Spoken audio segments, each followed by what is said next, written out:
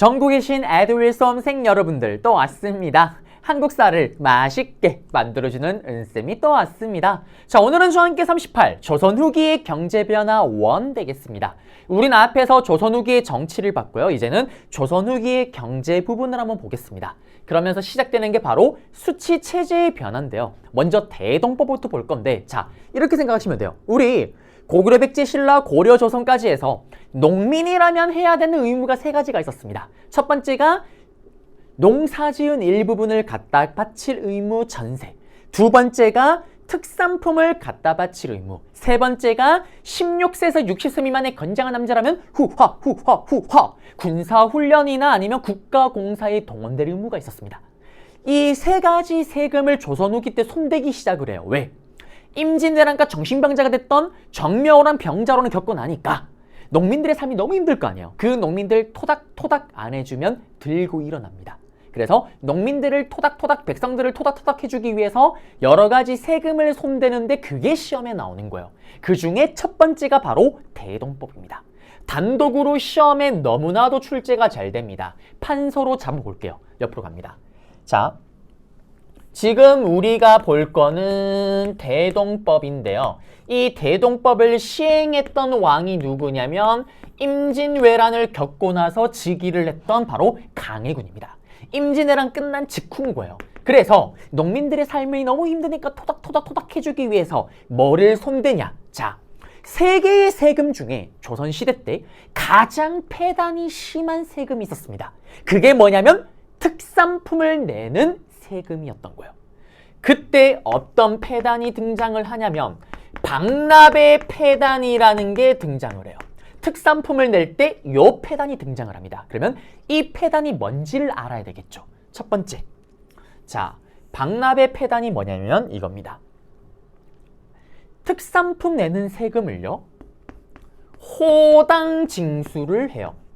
이게 무슨 말이냐? 자, 아파트 101호, 102호, 103호 집집마다 세금 특산품 내는 걸 때리는 거예요. 자, 선생님의 고향인 대구는 수십 년째 특산품이 사과입니다. 대구에 사과 안 길러요. 근데 아직도 사과라고 얘기를 하고 있어요. 자, 그러면 사과 농사를 짓는 대구에서 특산품 내는 세금을 거두겠죠. 그러면은 어떻게 하냐? 101호, 102호, 103호 집집마다 사과 2개씩 거두는 거예요. 공평해요? 선생님, 공평한 것 같은데요? 뭐가 공평해요? 보세요. 101호는 한 달에 100만 원 번대요. 102호는 한 달에 10만 원 번대요. 103호는 한 달에 1000만 원 번대요. 근데 다 각각 사과 2개씩 내려요. 공평해요? 불공평하죠. 이게 첫 번째 문제입니다. 호당징수. 누진세가 적용이 안 되는 거예요. 그 다음에 두 번째, 이게 가장 큰 폐단입니다. 특산품 거두는 거예요. 뭐냐면 물품 배정의 문제예요.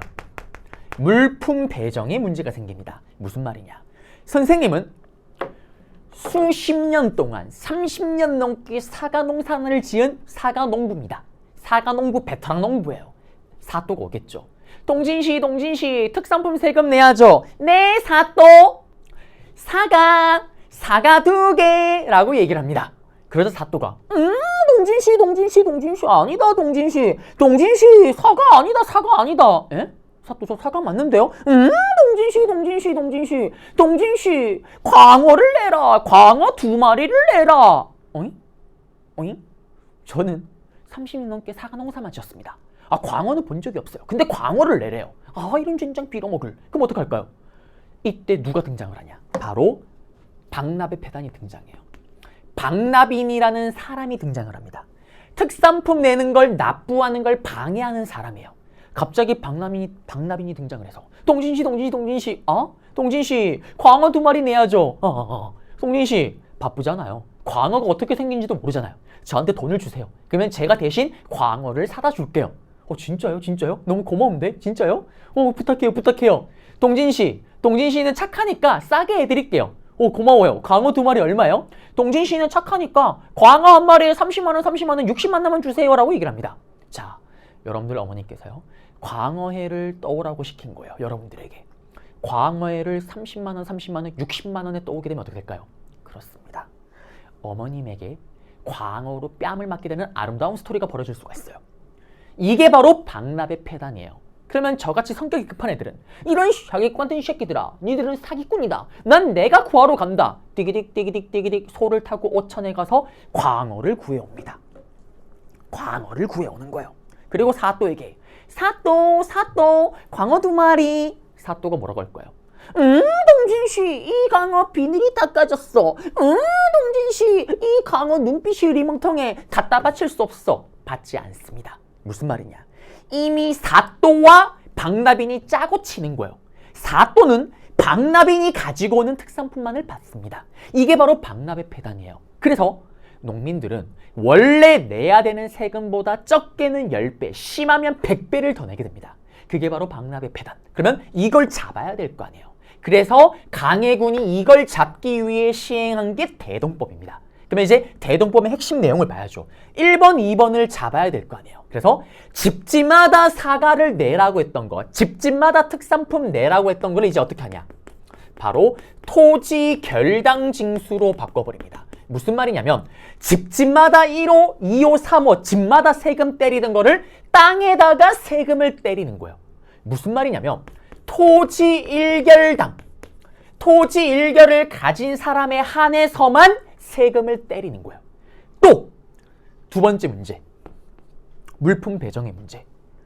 특산품을 내니까 이 사단이 나는 거예요.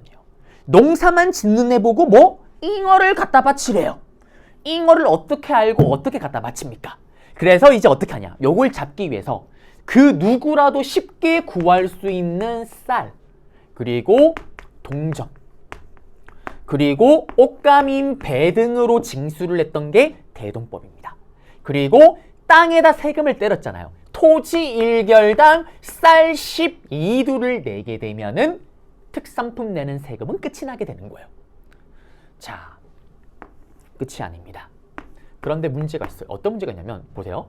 이제는 특산품 대신에 쉽게 구할 수 있는 쌀이 더 귀한 지역은 동전, 옷감, 배 등으로 거두고요.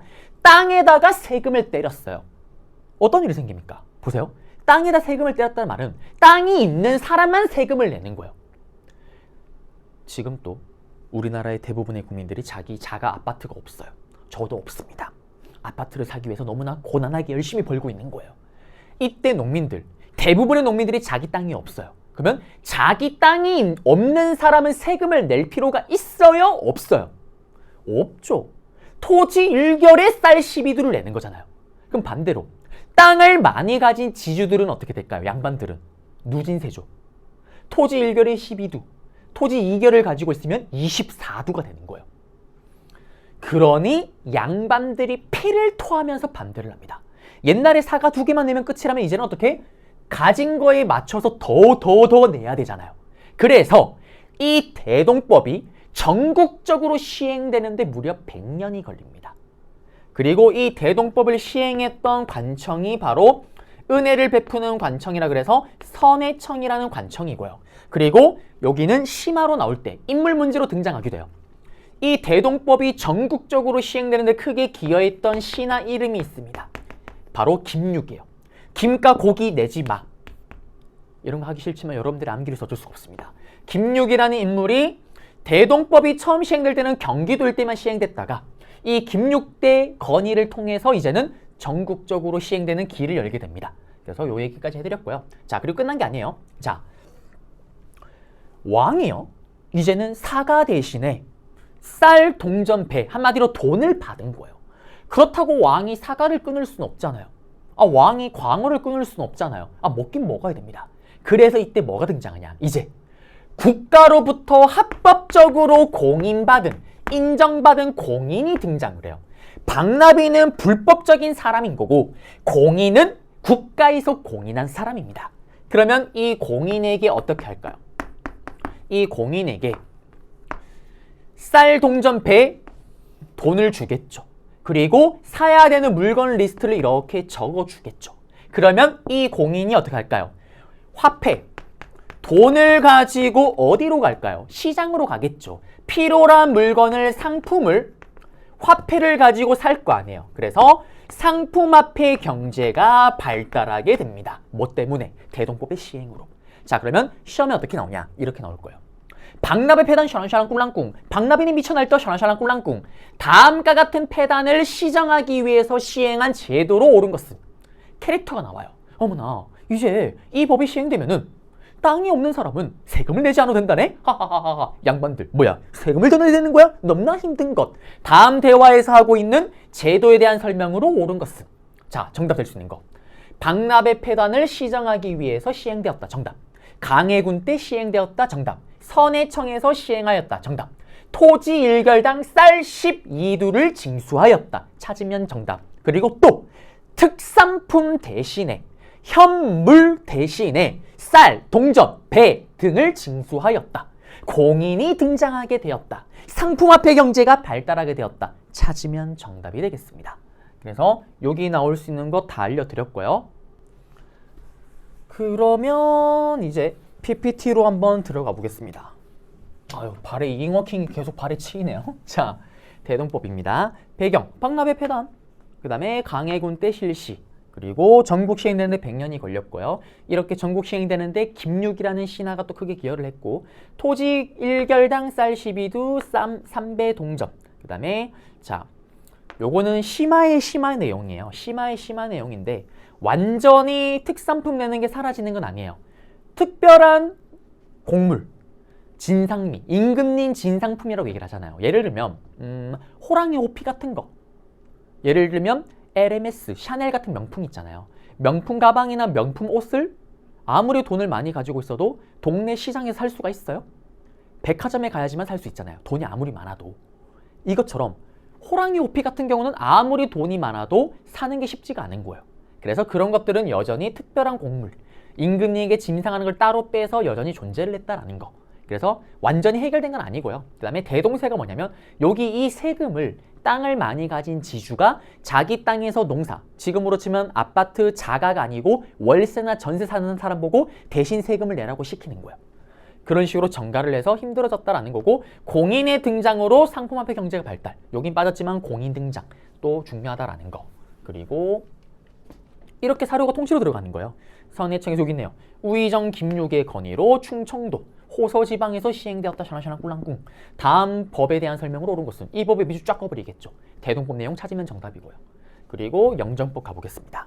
영정법은 단독으로 시험에는 출제가 거의 안 된다고 보시면 돼요. 그러면 이 영정법은 어떻게 나오냐? 여기 내용이 대동법과 균열법의 오답 선지로 들어가는 거예요. 그래서 잡으셔야 됩니다.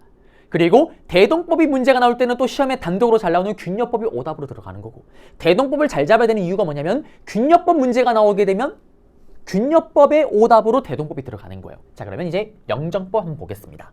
판서로 볼게요.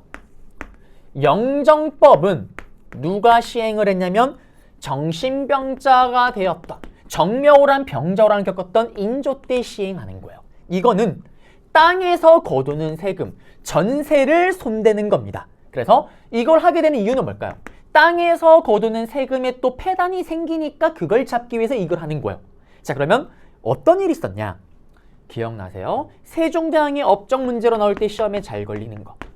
전분 6등법, 연분 9등법이라는 토지제도가 있었어요. 그 전에는 과전법이라는 제도가 있었고요. 그러면 세종대왕 때 전분 6등법, 연분 9등법에 따라서 농민들로부터 땅에서 나는 세금을 거두는 거예요. 백성을 너무너무 사랑했던 세종대왕은 땅의 비옥도, 밭전, 땅의 비옥도에 따라서 6개 등급의 차별을 두고 세금을 거두는 거예요.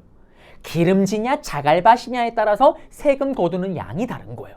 그 다음에 또 연분 9등법.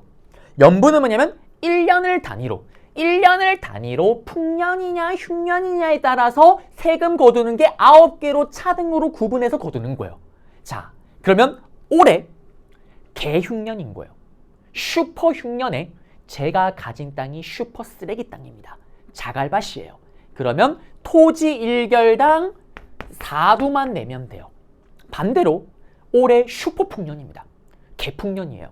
그리고 제가 가진 땅이 너무나 비옥한 땅, 너무나도 기름진 땅이에요. 그러면 토지 1결당 20두를 거두면 됩니다. 자, 얼마나 아름다운 정책이에요. 내가 흉년이냐 풍년이냐에 따라서 내 땅이 좋냐 나쁘냐에 따라서 이렇게 차등적으로 거두는 거예요. 얼핏 보면 퍼펙트해 보이죠. 근데 인조 때 오게 되면 이게 폐단이 막 나와요.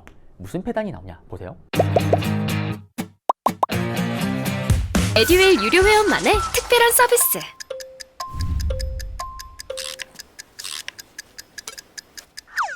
하치하차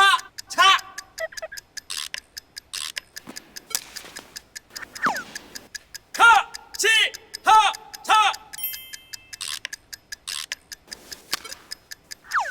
정답! 같이 하자 친구야 에듀윌 유료 회원!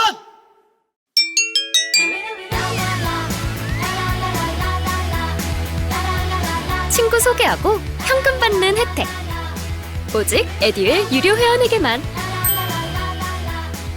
에듀윌.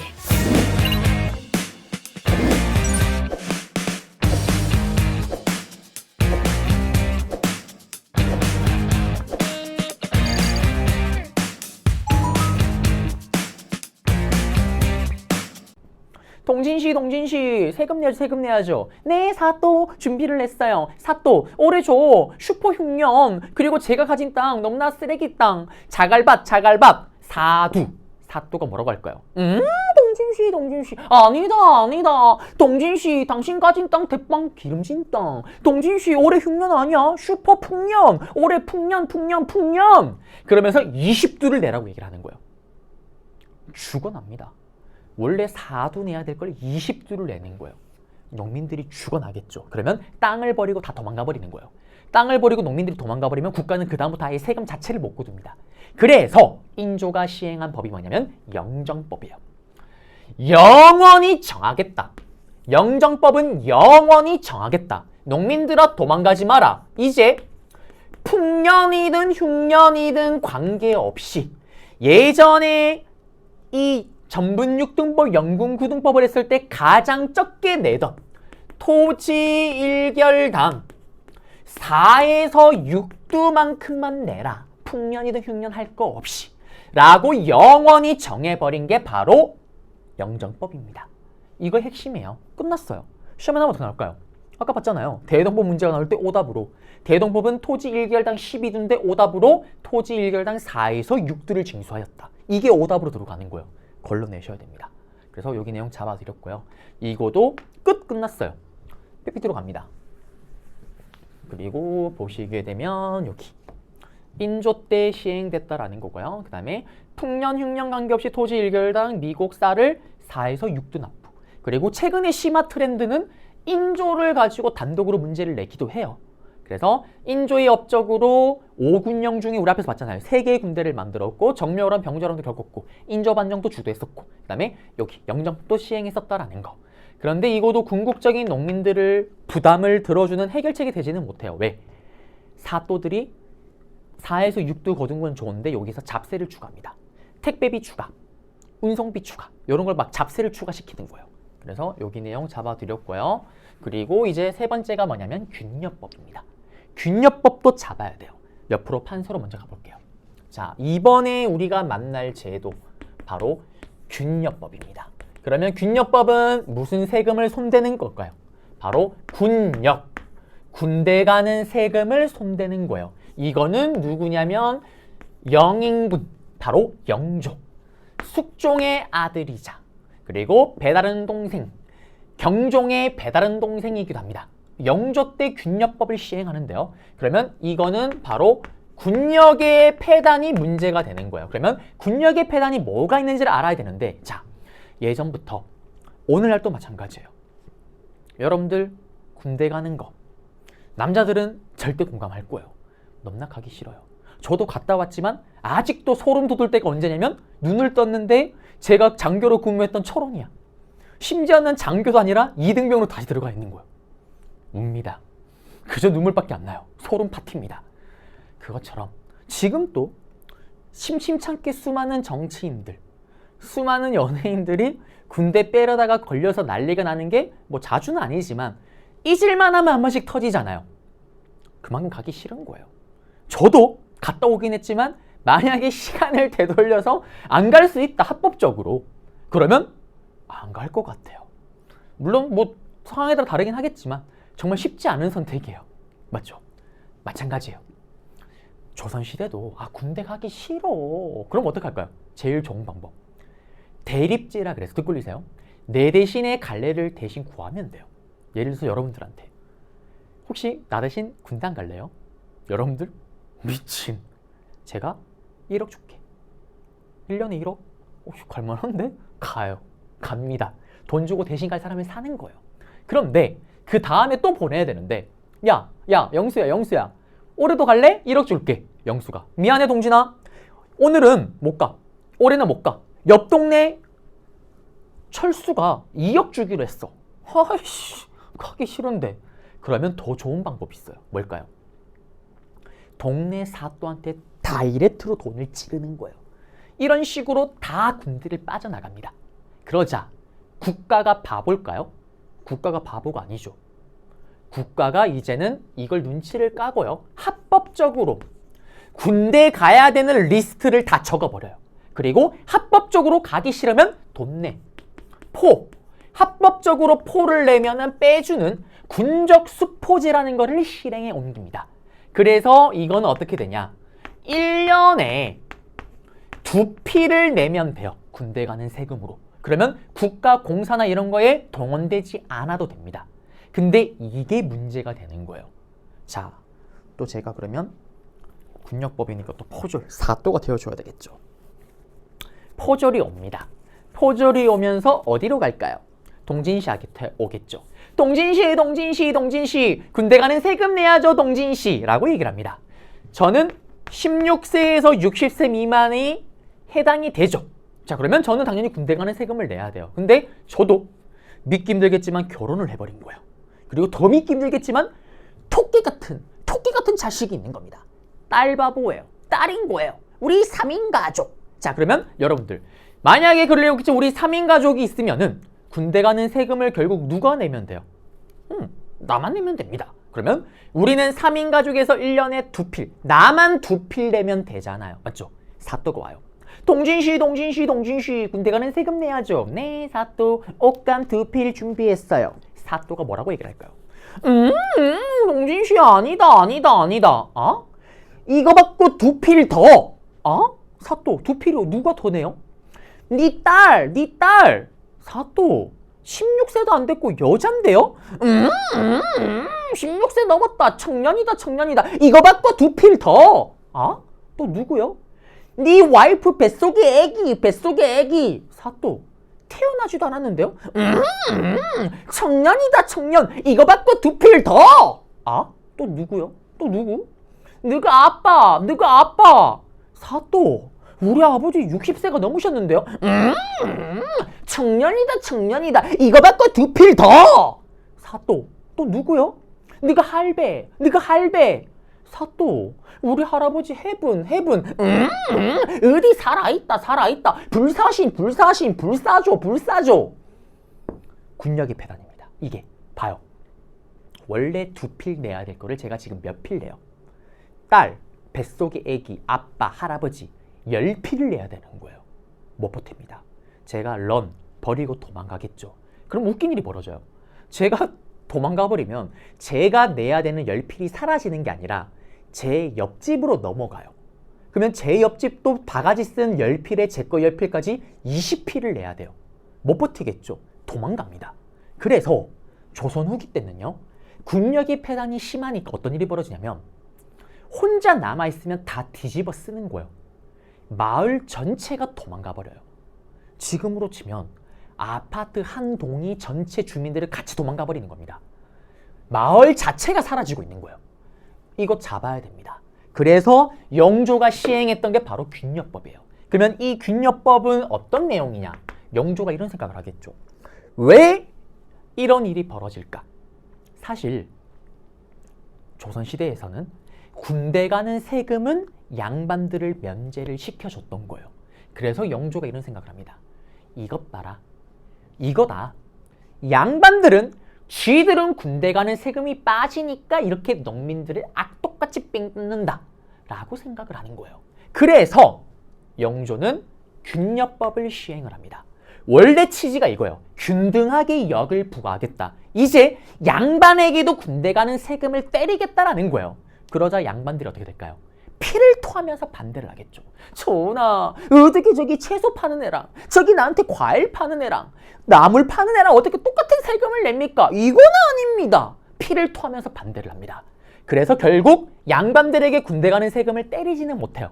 그래도 농민들의 부담을 줄여주긴 줄여줘야 될 거 아니에요. 그래서 어떻게 하냐? 세금을 아예 디스카운트, 깎아주는 거예요. 1년에 2필을 내는 거를 1년에 한 필로 무려 세금을 50%를 디스카운트 시켜주는 겁니다. DC를 시켜주는 거예요. 이게 균역법이에요. 그러면 양반에게도 군대 가는 세금을 때릴 때가 등장을 합니다. 그게 언제냐? 나중에 배우는 코 파는 게 아니에요. 흥성대원군 때, 호포제 때 양반들도 군대 가는 세금을 내는 거고, 영조 때는 안타깝게도 군대 가는 세금을 양반에겐 때리지 못하지만 대신에 이렇게 1년에 한 필로 절반을 줄여줬다라는 거. 자, 시험에는 여기가 나올 거예요. 무슨 말이냐? 캐릭터가 나오거나 사료가 나올 거예요. 지금부터 군대 가는 세금을 1년에 2필인 걸 절반으로 줄여라. 반으로 줄여라. 밑줄 짝. 근데 문제가 생기죠. 보세요. 세금이 절반으로 준 거예요. 여러분들 만약에 월급이나 용돈이 50% 디스카운트 됐다 생각을 해보세요. 삶이 피폐해집니다. 살 수가 없어요. 국가 세금이 지금 50%가 빵꾸가 났잖아요. 그러면 이 빵꾸 난 걸 메꾸는 정책이 나와야 될 거 아니에요. 그게 시험 문제 정답으로 들어가는 거예요.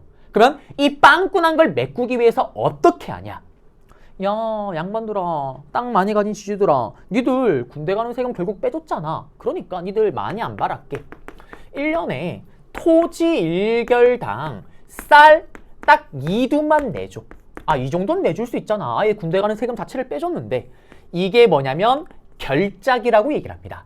똑같은 말로 쌀미, 결작미를 징수했다라고 얘기를 해요. 토지 1결당 쌀 2두를 징수합니다. 그 다음에 돈 많은 분홍들의 자식을 찾아가요. 걔들은 한량 백수입니다. 그리고 얘기를 하죠. 야, 분홍의 아들들아, 야, 니들 관직 없잖아. 그냥 놀지 마. 돈도 많은데 관직 돈 주고 사. 관직 가지고 놀면 더 멋있어. 라면서 선무군감포라는 거를 징수해요. 두 개 다 징수합니다. 선무군관이라는 관직을 갖다 파는 거예요. 1년에 니들 한 필만 내. 한 필만 내면, 포를 내면 선무군관이란 직책을 줄게. 당연히 이거는 명예직입니다. 명예직. 예를 들면 오락부장. 여러분들은 오락부장 언제 봐요?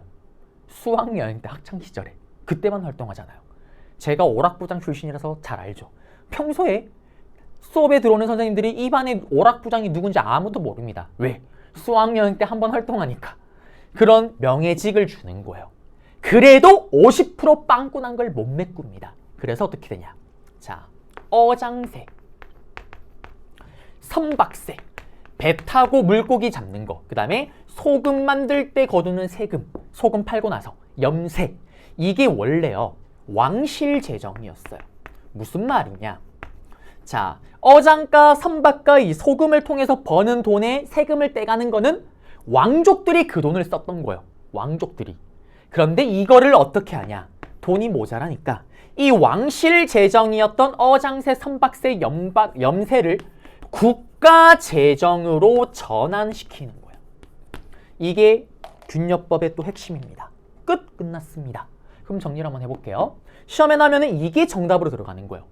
내가 지금 균역법을 시행하려고 한다. 1년에 2필 거두는 걸 1년에 한 필로 줄여라. 다만 부족한 재정을 어떻게 채울지 경들이 얘기하시오. 밑줄 짝. 부족한 재정, 부족한 재정. 그게 뭡니까? 메꾸기 위한 정책이 이거죠. 토지 1결당 쌀 2두를 징수하였다. 결작을 징수하였다. 결작미를 징수하였다. 정답. 선무군감포를 징수하였다. 1년에 한 필을 징수하였다. 그 다음에 어장세, 선박세, 염세, 왕실 재정을 국가 재정으로 전환시켰다. 찾으면 정답입니다. 이거는 기역, 니은, 딕을 리을 했을 때 2개 찾는 거로 나오기도 해요. 오답으로 뭐가 들어가겠어요? 영정법, 대동법이 오답으로 들어가는 겁니다. 찾아고 걸러내셔야 되는 거예요. 나올 수 있는 거 다 알려드렸고 PPT로 갑니다.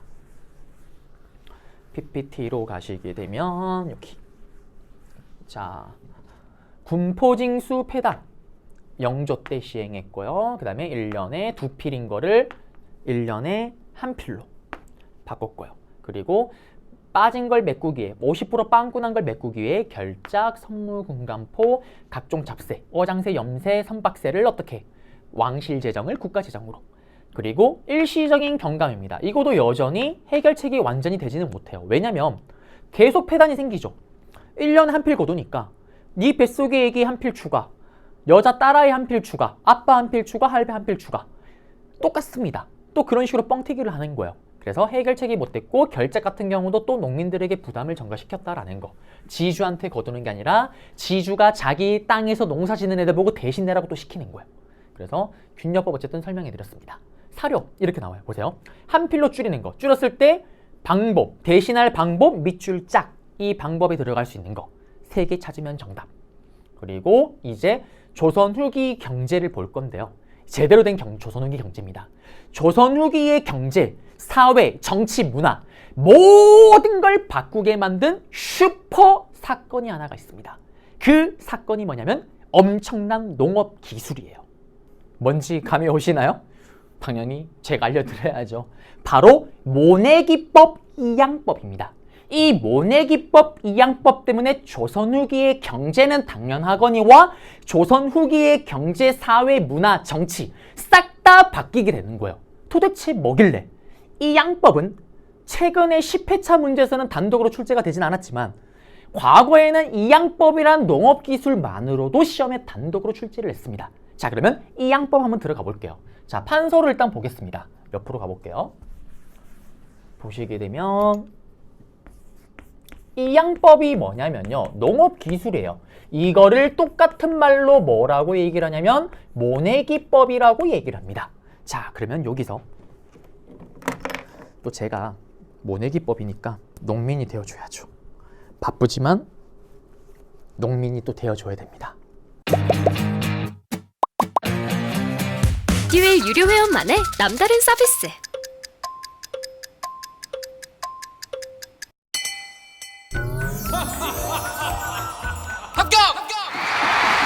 합격하고 돈도 받는 혜택.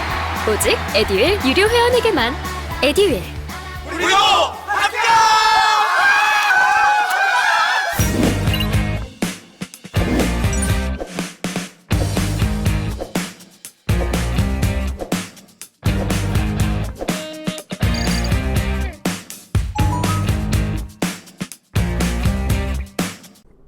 그러면 들어가 볼게요. 이 양법, 모내기법인데요. 이거는 농업기술인데 우리나라에 처음 들어온 거는 고려 말에 들어와요. 그런데 우리나라 전국적으로 이 농업기술이 시행됐던 건 언제냐면 조선 후기 때 와서입니다. 자, 그러면 일단 이 양법이 도대체 어떤 건지 좀 봐야 되겠죠. 이렇게 땅이 있어요. 그러면 여기다가 벼농사를 짓는 건데 이 양법 이전에는 뭐냐면은 직파법이에요. 직파법. 자, 또 등장을 해줘야죠. 자, 이렇게 땅이 있다. 직파법 이전에는 뭐냐면 땅에다가 그냥 직접 씨를 숑숑숑숑 뿌리는 거예요. 알아서 슝슝슝슝 자라나는 게 직파법입니다. 그러면 모내기법 이양법은 뭐냐면 바로 씨를 뿌리는 게 아니라 모판에다가, 이게 지금 모판이죠. 이런 모판에다가 따로 일단 기르는 거예요. 따로. 바로 땅에다 심는 게 아니라 모판에다가 씨를 뿌려서 어느 정도 자라나면 여기다가 옮겨다 심는 거예요. 이게 모내기법입니다. 조금 더 쉽게 설명하면 예를 들어서 아기가 태어났어요. 근데 그 아기가 태어나자마자 불행하게도 너무 아픈 거예요. 그러면 바로 부모님 품으로 주는 것이 아니라 바로 어떻게 합니까? 인큐베이터에 아기를 넣어서 아기가 건강을 회복하고 다시 튼튼해지면 부모님 품으로 돌려주잖아요. 그 개념이에요. 모판에 키워서 여기다가 어느 정도 자란 후에 옮겨다 심는 거예요. 자, 그러면 이렇게 시행하는 이 양법 모내기법은 엄청난 장점이 있습니다. 그 장점이 뭐냐? 첫 번째, 간단하죠. 여기다가 키우는 동안에 지금 원래 농경지는 어떻게 되었어요? 땅이 싹 다 비어져 있잖아요. 그러면 여기에 다른 농사를 할 수가 있는 거예요. 땅이 비어져 있으니까. 그러면 1년에 농사를 2번 짓게 되는 이모작이 가능해집니다. 그럼 이때 어떤 농사를 지을까요? 여러분들, 우리 조상님들이 게임을 만들 때 그냥 막 만들지 않습니다. 여러분들 초딩 때 이런 게임 많이 하잖아요. 이렇게 짝꿍이랑 팔 벌려놓고 뭐 호호호호호호 쌀 뿌리뿌리뿌리 쌀 뿌리뿌리뿌리 쌀 뿌리 쌀뿌리 했던 아름다운 추억. 쌀 농사, 모내기법, 벼농사 할 때 그러면 비어있을 때 무슨 농사를 짓는다? 보리 농사를 짓습니다. 그러니까 오늘날로 치면 여러분들과 여러분들 부모님의 연봉이 모내기법을 하면서 2배가 뛰는 거예요. 최소 연봉 2배가 뜁니다. 이모작이 가능해지니까. 대박 사건이죠. 그 다음에 두 번째. 노동력이 확 줄어요. 좀 더 고급스러운 말로 뭐라고 얘기를 하냐면 김매기 노력이 줄어든다라고 얘기를 합니다. 김매기 노력이 뭐냐? 좀 더 쉬운 말로 얘기를 하면 잡초 제거예요. 잡초 제거. 여러분들 혹시 알바를 좀 해보셨나요? 제가요, 안 해본 알바가 없습니다. 뭐 붕어빵 굽는 알바부터 군고구마도 팔았던 게 기억이 나고요. 그 중에서도 몇 개 가성비가 좋았던 알바를 얘기를 하자면 돈만 놓고 봤을 때는 이런 알바가 있어요. 실제로 진짜 김매기 잡초 뽑는 알바가 있습니다. 뭐냐? 한여름에 머리에 띠를 딱 두르고 농경지로 달려갑니다. 그러면 앉아서 계속 잡초만 뽑는 거예요. 그리고 아침부터 잡초를 뽑으면 유일한 낙은 점심 먹는 시간입니다. 점심시간이 딱 되면 땅 주인이 와요. 그때 저는 이미 마음의 준비를 합니다. 또 욕을 좀 먹겠구나. 주인이 오자마자 뭐라고 할까요? 야, 은동진, 너 또 잡초 대신에 또 작물을 뽑으면 어떡하는데? 아, 너 일한 지가 얼만데 아직도 잡초랑 작물이랑 구분을 못하냐? 막 뭐라 합니다. 구분 못해요. 일단 내 땅도 아니고 내 작물도 아닐 뿐더러 그놈이 그놈 같습니다. 그리고 또 사람이 정말 적응의 동물인 이유가 뭐냐면 처음에는 욕먹으면 좀 약간 마음의 상처를 좀 받았어요. 진짜 다음에는 실수 안 해야지 이러다가 해도 계속 실수를 하더라고요. 집중을 해도. 마음을 비웁니다. 너는 욕해라. 나는 내 점심 메뉴를 고르겠다. 여기 탁 지나가면서 어제 된장찌개를 먹었으니까 오늘은 김치찌개. 막 이런 메뉴 선택을 하고 있습니다. 자, 그리고 밥을 먹고 와요. 자, 제가 밥을 먹기 전에 여기를 다 뽑았어요. 근데 1시간 뒤에 딱 돌아오면 미라클 같은 일이 벌어집니다. 옛말 틀린 말 하나도 없다니까요. 여러분들 어르신들 중에 좀 독하고 찔긴 애들 보고 이런 얘기를 하죠. 야, 이런 잡초 같은 새끼야. 너는 이런 잡초 같은 독종이다. 옛말 틀린 말 하나도 없습니다. 1시간 만에 딱 갔다 오니까 이 자리에 뭔가 또 나 있어요. 그 1시간 만에 또 잡초가 나 있습니다. 그게 바로 잡초 제거예요. 이 노력이 확 주는 겁니다. 무슨 말이냐 보세요. 지금 모판에 키우잖아요. 그리고 땅에다 심을 거 아니에요. 심을 때 어떻게 심겠어요? 여러분들 책상 앉듯이 이렇게 줄 세워서 심을 거 아니에요. 그러면 여기서 조금이나마 삐져나온 게 있으면 뭘까요? 싹 다 잡초입니다. 그냥 가서 싹 다 뽑아버리면 되는 거예요. 잡초 제거하는 노동력이 확 주는 거예요. 예를 들면 예전에 100평의 농사를 지을 때 사람이 5명이 필요했어요. 근데 이 양법 모내기법이 시행되면서 이제는 5명까지 필요가 없습니다. 단 1명만 있어도 충분한 거예요. 그러면 정리를 하자면 이 이양법 모내기법이라는 농업 기술 때문에 이제는 1명이 예전보다 훨씬 넓은 땅을 경작하게 되는 거죠. 이 이양법 때문에 넓을 광, 1명이 넓은 땅을 경작하는 광작 현상이 등장하게 됩니다. 그리고 이제는 조금이나마 자기 땅을 가지고 있는 농민이라면 이 양법 모내기법 때문에 예전보다 최소 연봉 2배, 심하면은 5배, 10배까지도 뛰는 거예요. 그러면서 이 양법 때문에 분홍이 등장하고요. 반대로 4명, 땅을 경작할 땅을 잃어버린 4명, 땅을 많이 가진 지주의 입장에서도 땅을 임대를 놓을 때 이제는 예전엔 5명에게 줬더라면 이제는 1명한테만 주면 되잖아요. 이 4명들, 농사지을 땅을 잃어버린 농민들은 빈농, 한마디로 거지가 되어버립니다. 그래서 이걸 계기로 농민들 사이에서도 농민층이 분화가 되고 격차가 발생했다라는 거. 이게 이 양법이에요. 그런데 하나 좀 이상하지 않나요? 이렇게 좋은 이 양법이 고려 말에 들어왔는데 조선 후기 때 돼서야 전국적으로 시행이 됩니다. 왜 그럴까요? 치명적인 약점이 하나가 있어요. 그 치명적인 약점이 뭐냐? 3번째. 바로 가뭄에 취약합니다. 가뭄에. 무슨 말이냐면요. 여러분들 이거 옮겨 심을 때 물이 있어야 될 거 아니에요. 여러분들 뉴스 보면은 농사 지을 때 물을 가득 채워놓고 농사 짓는 거 많이 보잖아요. 물을 채워놓고 어느 정도 자란 걸 펴펴펴 심는 거예요. 아니 어느 정도 자라난 거를 물도 없이 그냥 어떻게 심어요? 만약에 그래서 가뭄이 들어버리면 아예 옮겨 심지를 못하는 거예요. 그해 농사 그냥 망해버리는 겁니다. 그래서 국가가 조선 초기 땐 금지를 했던 거예요. 아니 무슨 도박을 해요? 올해는 이 양법 대박, 세금 10배 더 굳겠다. 어이예 어이예 아하. 올해는 슈퍼 가뭄, 농사 하나도 못 짓는다. 어이예 세금 제로 세금 제로. 아, 국가가 무슨 도박을 해요. 기본적으로 항상 필요한 자금은 나와야 될 거 아니에요. 그래서 국가가 금지를 했었는데 1번, 2번 같은 메리트가 너무 치명적이잖아요. 그래서 조선 후기 때 이르러서 농민들이 스스로 자발적으로 수리시설을 만들어요. 저수지를 만드는 거예요. 그러면서 이 양법이 전국적으로 보급이 됐다라는 거. 자, 이 양법만을 가지고 시험에 단독으로 나옵니다. 조선 후기 때 전국적으로 펴지게 된 이 양법 원액의 사진도 주고요.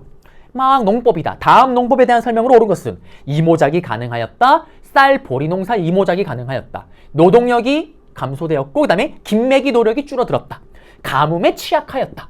그 다음에 광작 형상이 일어나게 되는 계기가 되었다. 그 다음에 농민층의 분화가 일어나게 되겠다. 정답이 되겠습니다. 그리고 시험에 어떻게 나오냐.